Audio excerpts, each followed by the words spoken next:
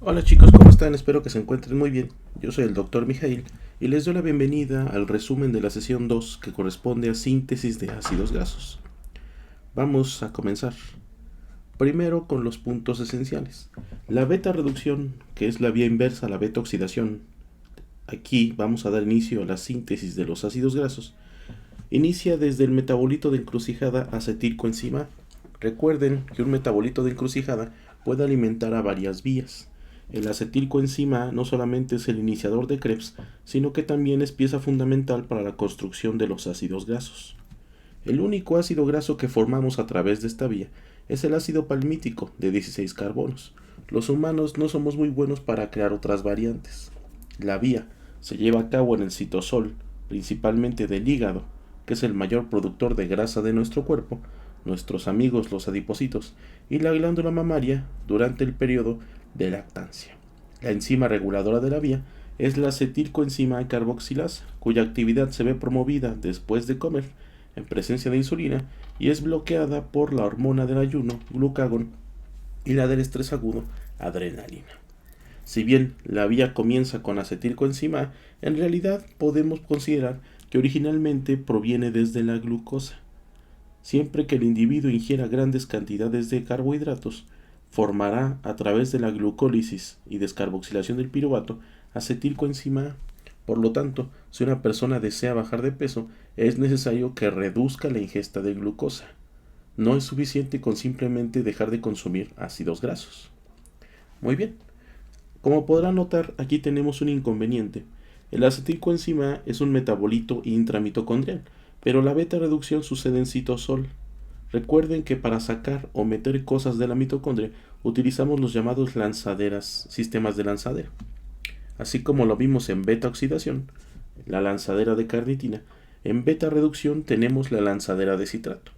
En esta ocasión tomaremos prestada una de las enzimas del ciclo de Krebs, la citrato sintasa, que va a unir acetilcoenzima con oxalacetato, forma citrato. El citrato abandona la mitocondria y una vez afuera, la citratoliasa lo divide para regenerar a oxalacetato y acetilcoenzima de nueva cuenta. La reacción de escisión requiere invertir energía en forma de ATP. El oxalacetato va a regresar hacia la matriz mitocondrial, se convertirá primero en malato a través de la malato deshidrogenasa que ya vimos en bloque 2 y de malato a piruvato por la enzima málica que también vimos en bloque 2. Esta enzima es muy especial porque mientras descarboxila el malato para convertirlo en piruvato, también genera NAT-fosfato reducido. Recordemos que el NAT-fosfato reducido no es igual que su primo, el NADH convencional, que trabaja en cadena respiratoria. El NAT-fosfato se especializa en donar hidrógenos para la síntesis de ácidos grasos, como es el caso de ahora, y también para otras funciones, ¿no? Para la eliminación de radicales libres o su generación. Este NAT-fosfato proviene de la vía de las pentosas y también de esta reacción en particular, la de la enzima málica. Después el piruvato se reconvierte a oxalacetato, regresando a la mitocondria, a través de la piruvato carboxilasa que ya habíamos visto en alguna ocasión en gluconeogénesis. En cuanto al acetilcoenzima, este se transformará en malonilcoenzima, el intermediario más importante de la beta reducción. Se considera el paso limitante de la vía. Una vez que se forme malonil, estamos obligados a terminar la síntesis del ácido graso. Aquí participa la enzima reguladora, la acetilcoenzima carboxilasa. En clase a sus compañeros les comenté que recordaran que las carboxilasas trabajan siguiendo el ABC.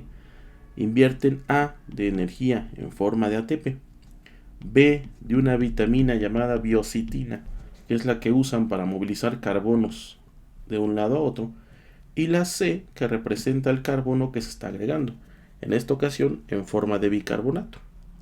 A, B, C, siempre usan esos tres ingredientes. Al acetilcoenzima de 2 carbonos se le agrega un bicarbonato y se vuelve malonil de 3. Muy bien. Pongamos en pausa un momento al malonil para hablar de la otra gran protagonista de la beta reducción. Verán, la beta reducción es llevada a cabo completamente por una sola enzima. En realidad es un complejo multienzimático formado por 7 subunidades catalíticas. Dentro del cuerpo del ácido graso sintasa se encontrarán estas 7 subunidades que nos permitirán paso a paso formar nuestro ácido graso. La primera de ellas se llama ACP, o proteína acarradora de ácidos. Esta se encuentra unida a una coenzima, que es una coenzima lipídica, la fosfopanteteína, con la que se engancha al ácido graso. En clase le comenté a sus compañeros que se parece mucho a una de esas máquinas que están en los centros comerciales, donde ustedes colocan una moneda, controlan un brazo mecánico para agarrar un peluche y al final no ganan nada. Aquí es muy similar. La fosfopanteteína engancha al ácido graso como un brazo mecánico y lo va moviendo de subunidad en subunidad, transformándolo hasta llegar a generar un ácido graso final de 16 carbonos. Vamos pues a describir este proceso de creación. Sin embargo, la beta reducción puede ser confusa para un estudiante de primer ingreso, así que intentaremos explicarlo de 3 formas diferentes, tal como se hizo durante la clase. En el primer paso, la segunda subunidad del ácido graso sintasa, MAT, que significa malonilacetiltransferasa, MAT siempre transfiere compuestos a la fosfopanteteína del ACP, en este caso un acetil. Contamos una historia en clase. Imaginen que ACP y KS son 2 hermanos. ACP es el hermano mayor y KS, que es la tercera subunidad del ácido graso sintasa, que es cetoacil sintasa, es el hermano menor. El papá de ambos hermanos, que se llama Matt, fue al mercado y compró un juguete. Y como suele pasar en la vida, las cosas buenas le tocan primero al hermano mayor. El papá Matt le regala el juguete, que es un acetil, al hermano mayor ACP. Muy bien, y es muy feliz. Pero como suele suceder, el hermano menor KS, como ve que no le trajeron nada, se pone a llorar y hace berrinche. Para que no siga llorando, el hermano mayor ACP le va a regalar el juguete. Es la segunda reacción. Se transfiere el acetil desde ACP hacia KS. Ustedes dirán, ay, no es cierto, Mijail, eso no pasa en la vida real. Los hermanos mayores no son buenos. Yo les diré que en esta ocasión sí, porque resulta que el papá Matt le prometió al hermano mayor que si hacía eso, le regalaría un juguete mejor y cumplió su palabra. Le trajo un malonil, que es mejor que acetil, porque tiene 3 carbonos en vez de 2. Matt transfiere el malonil a ACP, a su brazo fosfopanteteína, y KS sostiene un acetil. Uno podría pensar que ya los 2 hermanos se van a estar quietos, ¿no? Ya cada quien tiene su juguete. Pero ya saben, para quien ha tenido hermanos, sabe que la paz nunca fue una opción. Así que, de repente, el hermano mayor, ACP, se da cuenta de que el hermanito menor KS se divierte mucho con su acetil que le regaló, así que se lo exige de vuelta. Obviamente el hermanito menor KS no va a permitir que le quiten el juguete, así que empiezan a jalarlo de un lado a otro. Y como suele suceder, al final el juguete se rompe.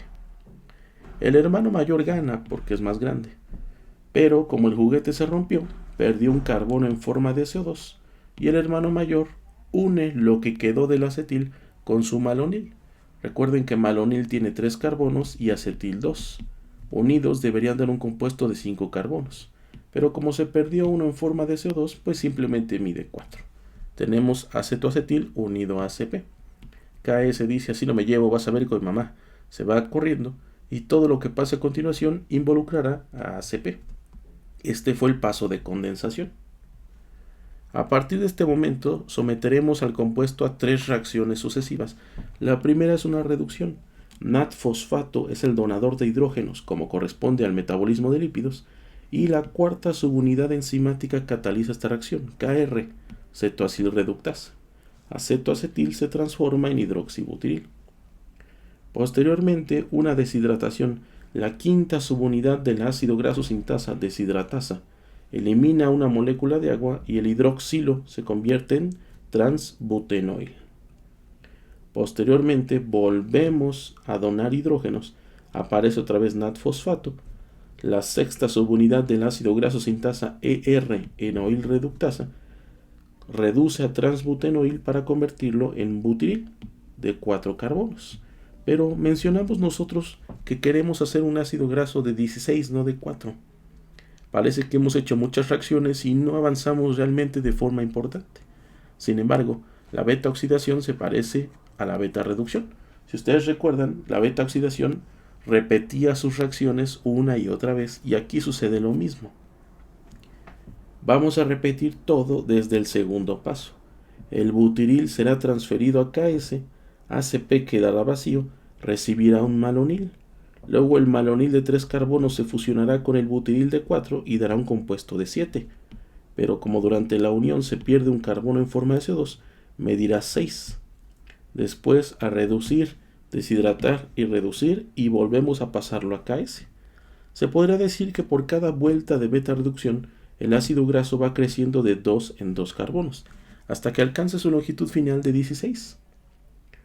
Seguramente a estas alturas estarán diciendo: me queda claro, Mijail, me queda claro que no entendí nada, esto está horrible.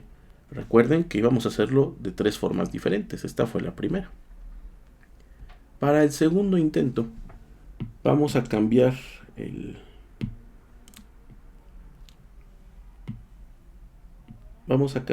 la perspectiva.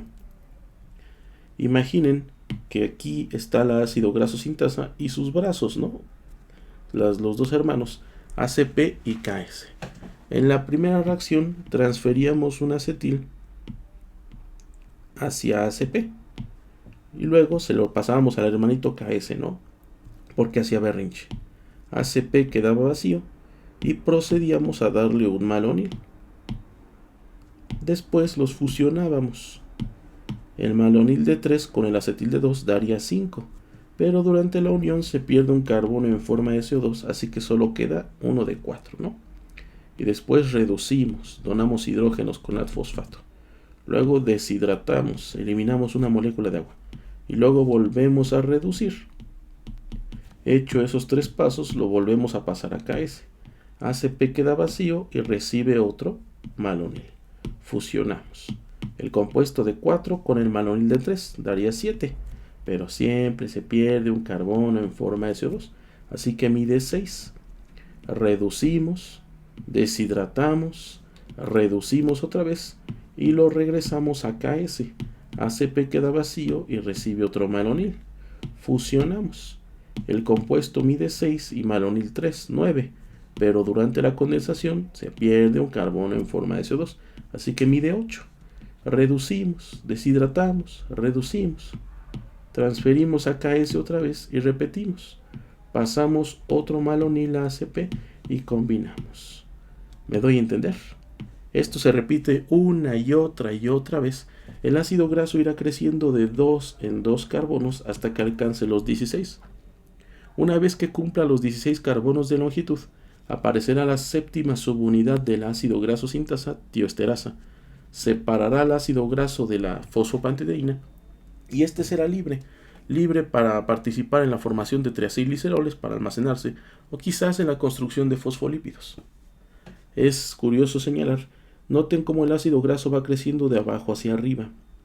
Por lo tanto, el acetilcoenzima, que originalmente fue el primero en empezar, pues terminará hasta el final. Por lo tanto, el acetilcoenzima originará el último carbono del ácido graso, el conocido como carbono omega. Muy bien. Si están pensando que, bueno, ¿y cómo me voy a aprender el orden de las 7 subunidades catalíticas? Echaremos mano del tercer intento una historia. ¿Me permiten contarles una historia, chicos? Érase una vez nuestro protagonista llamado Mateo, o Matilda, como quieran, no importa. Mateo estaba tomando su última clase en la Facultad de Medicina, era salud pública, así que adivinarán que el tiempo se volvía eterno. Él ya le urgía irse a su casa porque quería ver a su perro, no se acordaba si le había dejado de comer. Cuando terminó la sesión, Mateo salió disparado hacia el estacionamiento, pero antes de poder alcanzar su carro, lo interceptó su novia. Ella le recordó que había prometido acompañarla a hacer unas diligencias. A lo que Matt quiso explicarle que no podía, pero antes de que dijera algo, ella le dio un beso. Un kiss. Matt intentó volver a explicar que tenía que ir a ver a su perro, pero ella le dio otro beso. A lo que Matt dijo, bueno, está bien, súbete al carro. No me acuerdo a dónde debía acompañarte, y ella molesta le recordó: tienes que acompañarme a hacer mi trámite a mi facultad, yo estudio en Derecho. Terminaron el trámite, se despidieron con un beso y se dijeron te quiero. Es el orden de las 7 subunidades catalíticas: MAT, KS, MAT, KS, KR, DH, ER. Repetimos desde KS hasta que el ácido graso mida 16 carbonos y cortamos con TE. Recordando la historia de Mateo, podemos fácilmente ubicar el orden de las 7 subunidades catalíticas. En cuanto a la regulación, la acetilcoenzima carboxilasa tiene un fuerte control hormonal. Después de comer, durante el estado postprandial, las células beta del páncreas secretan la hormona insulina. Recordemos que la vía de señalización de la insulina favorece la activación de enzimas fosfatasas. Las fosfatasas quitan fosfatos. Cuando esta enzima le eliminan un fosfato, en automático se activa y forma el malonil. Recuerden que al crearse el malonil empezamos la beta reducción, pero tiene una función adicional. El malonil es el inhibidor por excelencia de la CAT1, que recordemos es la enzima clave de la beta oxidación. En clase le dije a sus compañeros, recuerden, cat es gato en inglés. Este gato es un gato malo, un gato malvado, y como se porta mal, ¿cómo lo detenemos? Le decimos malo, gato malo. Para recordar que malonil es el inhibidor clave para la beta oxidación. Es lo que explica por qué las dos vías no funcionan al mismo tiempo. Siempre y cuando haya malonil, construiremos grasa, pero no podremos degradarla. Si queremos suprimir la beta reducción, podemos hacerlo mediante el ejercicio, mediante la secreción de adrenalina o en el ayuno por glucagón por parte de las células alfa del páncreas. Ambas hormonas tienen en común incrementar los niveles de AMP cíclico. Eso activa enzimas de la familia de las cinasas, como la cinasa de AMP. Se fosforila la enzima reguladora y en cuanto se le agrega un fosfato, la enzima se inhibe.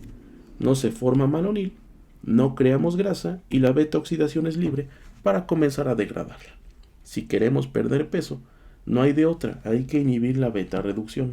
Hay que hacer ejercicio o ayuno, o mejor una dieta hipocalórica, ¿no? La enzima reguladora tiene otro tipo de regulación, una regulación alostérica. Se activa al acumularse el citrato del ciclo de Krebs, que participó en la lanzadera inicial, y se inhibe tras la acumulación del producto final, ácido palmítico.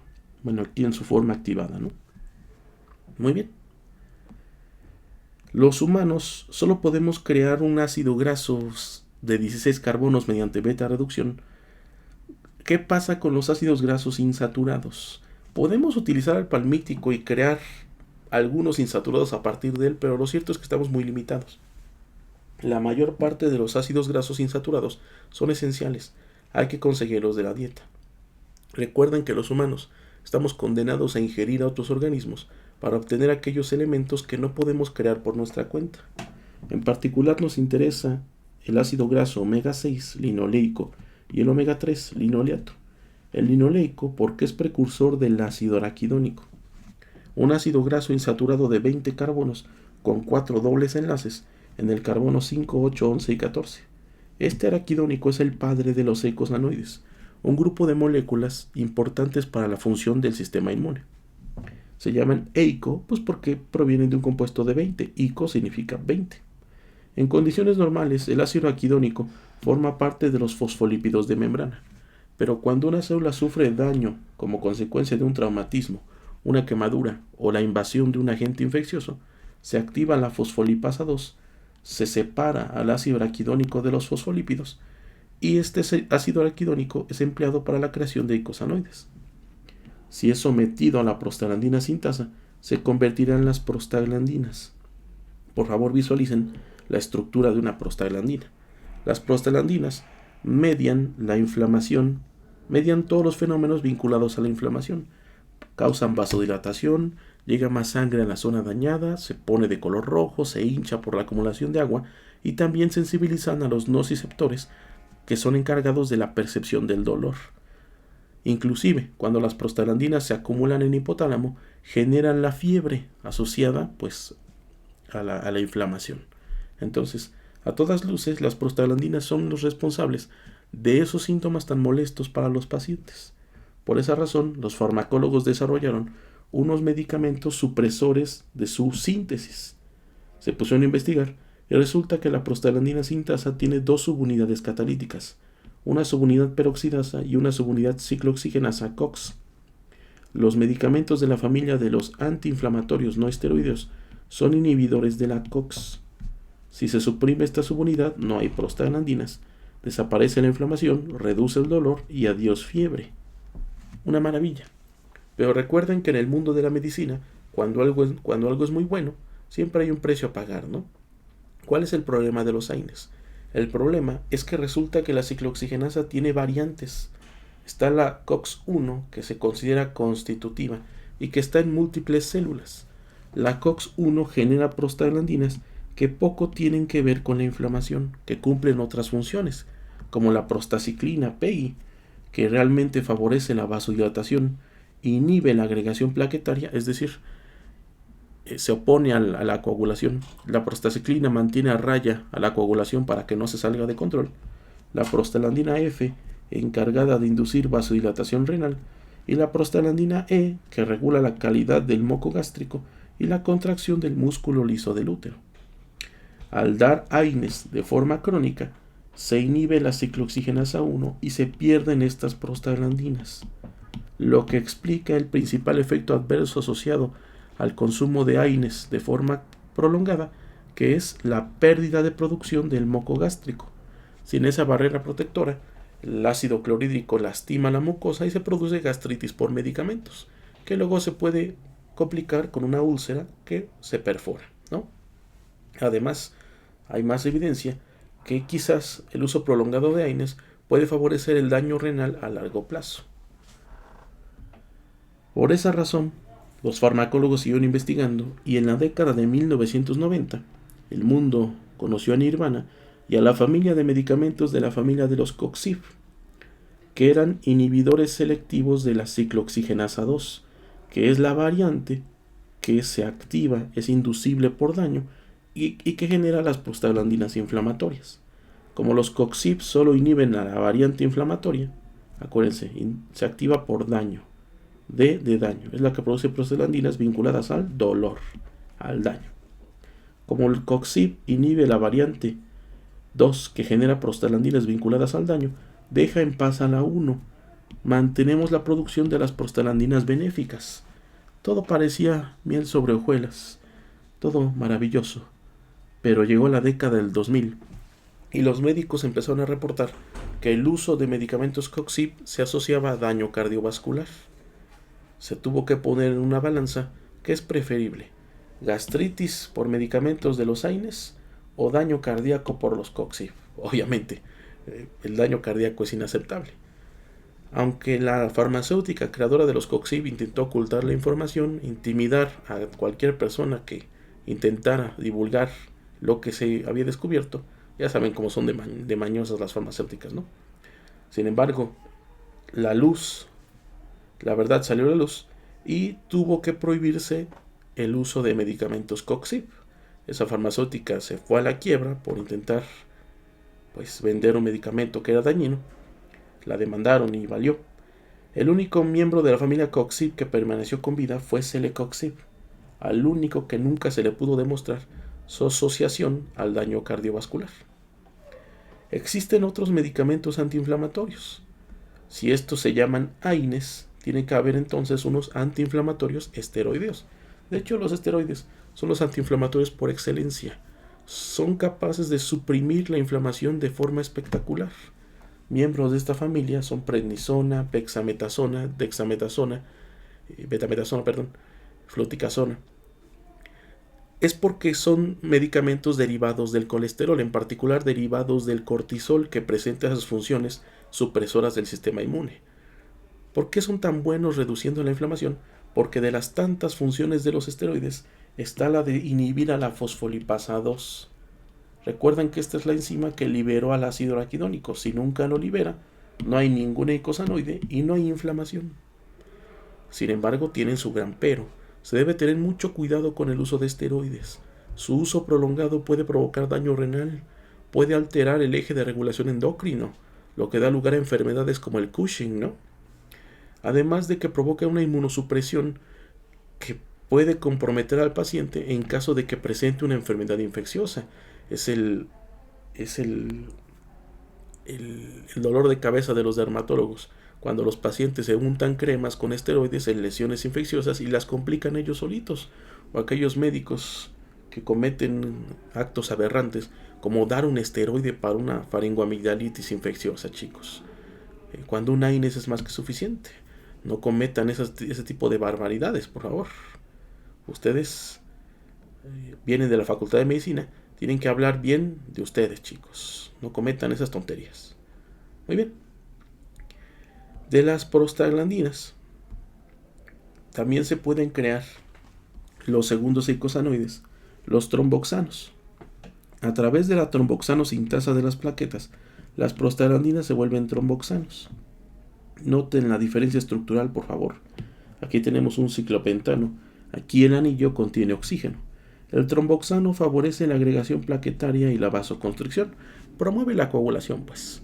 Los tromboxanos tienen que entrar en equilibrio con las prostaciclinas para que la coagulación no se salga de control.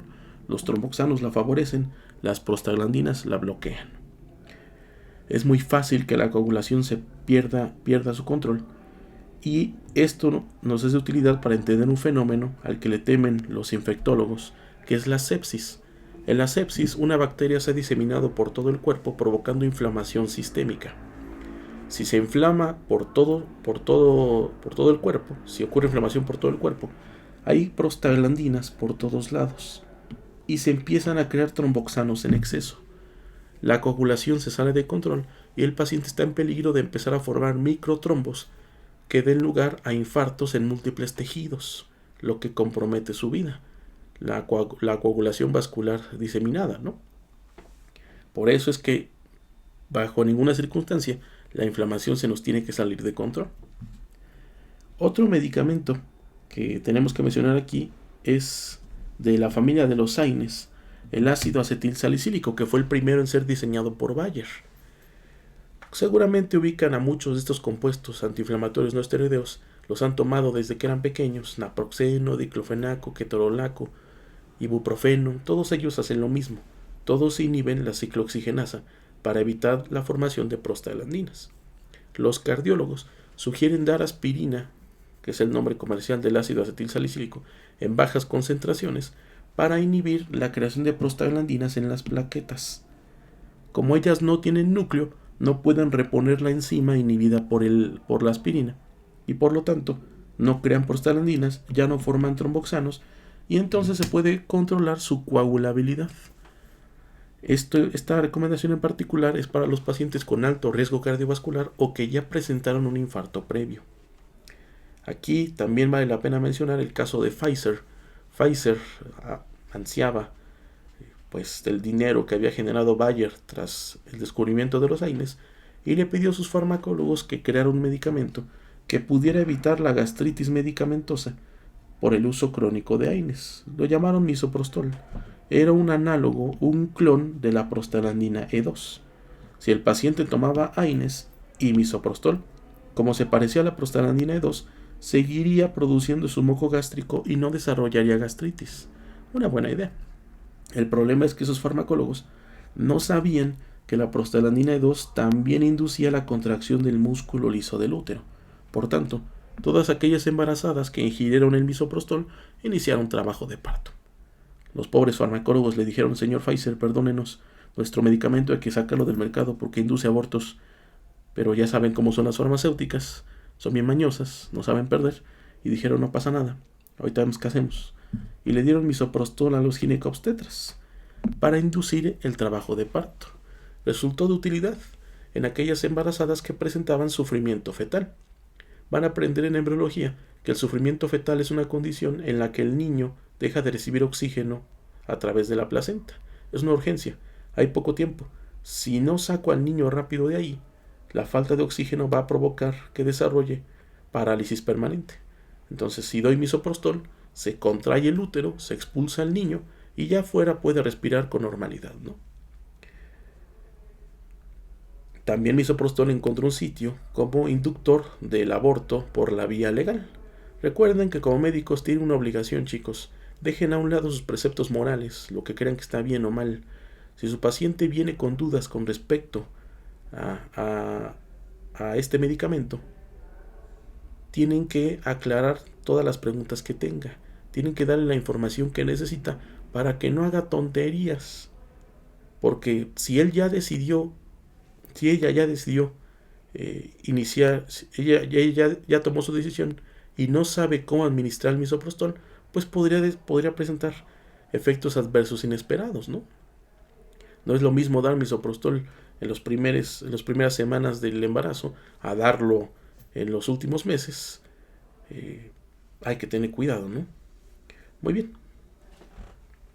El otro icosanoide son los leucotrienos. Los leucotrienos se forman a partir del araquidónico a través de la enzima lipoxigenasa.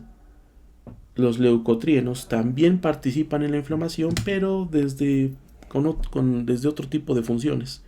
Favorecen la broncoconstricción, el cierre de la vía aérea, la vasoconstricción, y son quimiotácticos, atraen leucocitos hacia la zona de daño. Recuerden que quimiotaxis hace referencia a la capacidad de una molécula de atraer células. Como cuando ustedes tiran azúcar en la tierra, al poco tiempo ven que atrae hormigas, ¿no? Esas son las moléculas quimiotácticas. Los leucotrienos son molestos para los pacientes que sufren atopia. Los pacientes con alergia suelen presentar leucocitos hiperreactivos que sueltan leucotrienos ante cualquier estímulo, aunque no sea nocivo. Liberan leucotrienos al detectar polen, polvo o inclusive con el frío.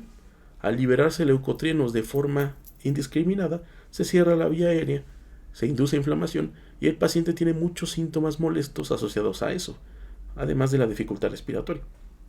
Por eso se han creado medicamentos que eviten su formación excesiva, que eviten su participación excesiva.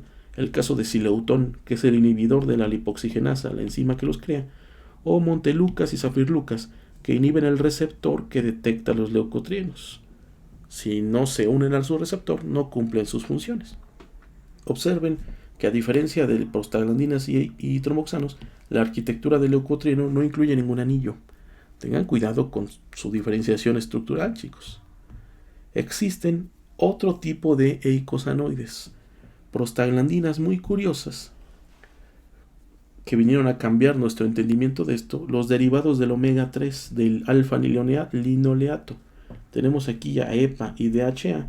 EPA, el ácido icosapentanoico, y el DHA, ácido docosahexaesanoico, ¿no? 20 y 22 carbonos respectivamente poliinsaturados. Estos ácidos grasos generan eicosanoides, generan prostaglandinas, pero de otro tipo, con función antiinflamatoria, lo cual es muy curioso. Hay prostaglandinas que favorecen la inflamación, hay otros eicosanoides que son antiinflamatorios, como el caso de las lipoxinas, maresinas, resolvinas y protectinas que vienen de estos compuestos. Por eso es que han escuchado últimamente que la gente recomienda la ingesta de omega 3 para favorecer moléculas antiinflamatorias que puedan ayudar a disminuir el daño hacia los tejidos. Sus beneficios y su uso está en plena investigación, ¿no? No se pierdan el futuro. Muy bien. Con esto finalizamos nuestro resumen de la segunda sesión. Recuerden complementar sus apuntes con la revisión de este tema que se subió a su grupo de alumni metabolito.